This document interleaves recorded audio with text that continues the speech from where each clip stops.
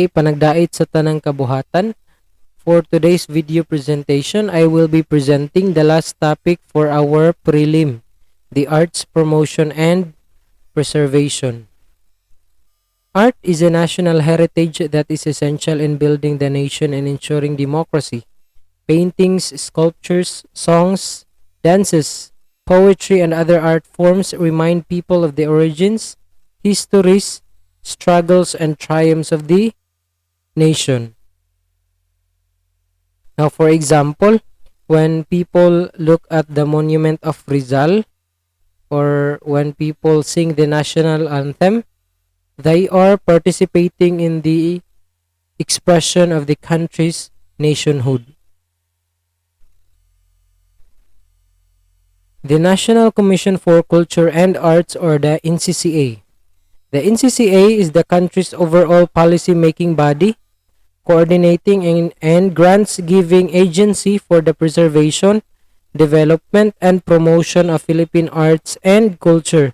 So, kaning NCCA, muna siyang overall policy-making body on how to promote and preserve arts, and kaning nga agency, na siya yung mga sub-agencies. There are 6 sub-agencies under NCCA. Now, first, the Cultural Center of the Philippines.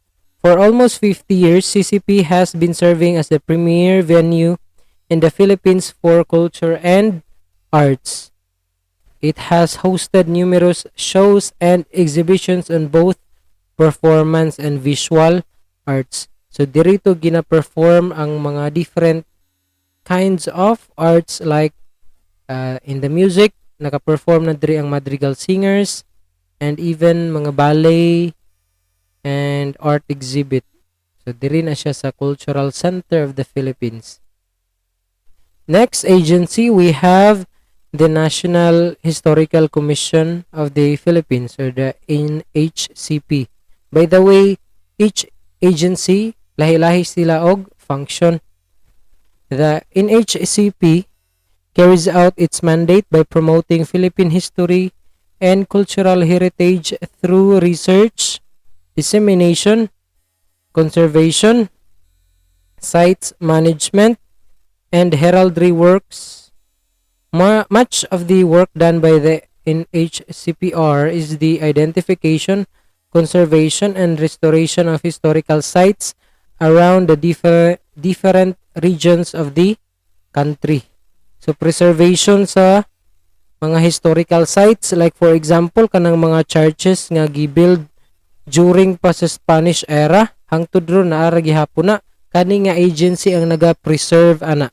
And kanang katong balay wherein gi-raised ni Emilio Aguinaldo ang flag ug ang balay ni Rizal, naara gihapon na hangtod karon. So, ang National Historical Commission of the Philippines ang naga-preserve ana. Next, we have the National Museum of the Philippines, the famous one. Located in the heart of Manila, the National Museum of the Philippines is the country's repository of archaeological artifacts, national treasures, and rare specimens found and produced in the country. Like, for example, the famous Spolarium by Juan Luna, naani siya diri sa National Museum of the Philippines, and it is the largest painting in the Philippines, 4.22 meters by 7.675 meters, and it is a winning masterpiece at the Exposition de Bellas Artes in Madrid, Spain in 1884, and eventually won the first gold medal. So, pang international gining Spoliarium. Next, we have the National Library of the Philippines, or the NLP. The NLP is home to rare books and documents such as Acta de la Proclamación de la Independencia del Pueblo Filipino and the manuscript of the trial of Andres Bonifacio. So, if we trace back the history na naput man ni si Andres Bonifacio into trial wherein he and his brother was sentenced to death. And ang manuscript ato nga trial is naa sa National Library of the Philippines. Fifth, we have the National Archives of the Philippines. The National Archives of the Philippines is guardian to over 400 documents from the Spanish era dating 1552 to 1900s and various records from the American period to the Republic. So from the Spanish era nga mga documents to the American and to the hangtod sa Republic na diha sa National Archives of the Philippines. And the last one, we have the Commission sa Wikang Filipino or the KWF.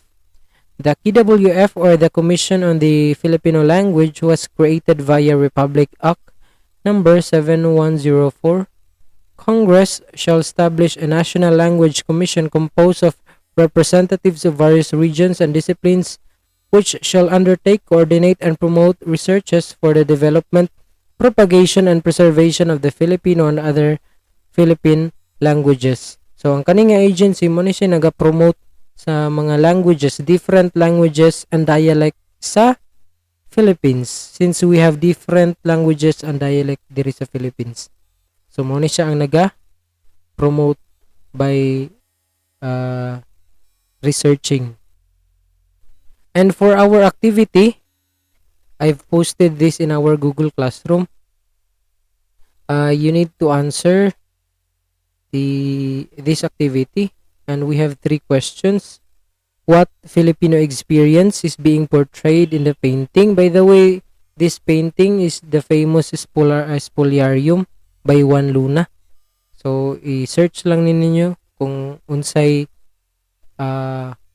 what is this painting all about. And then the painting tells stories of different people. Which story has captured your attention and why? Since kaning painting daghan man ni siya klase-klase nga story from the different functions of the people nga naa sa painting.